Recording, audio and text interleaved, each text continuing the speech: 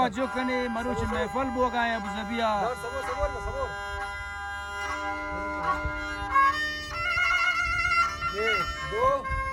ब्रासा तवज्जो कने महफल बोगा है अबू ज़बिया बे दस्तूर है हाजी इब्राहिम हाजी इस्लाम पालवा सिद्दीक सरोद जान पालवा उस्मान तंबूरक जान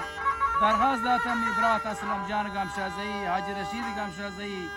हाजी रजा गमशाज़ई हाजी अब्दुल्ला गमशाज़ई मीर साहब खान हाजी इस्लाम रोदीनी हाजी इब्राहिम रोदीनी तलहा रोदीनी हाजी इज्जत गमशाज़ई खुदा बख्श कराचिया हमदान बलोच उम्मीदवार शुमार दोस्त वाजुदी ये सरहदी तर्ज लैन साल 2020 से आखिरी तेंबे नामा यदीम दिल जमान वतीवाना अलमा जमावती दोस्त मतलब इब्राहिम जमल जान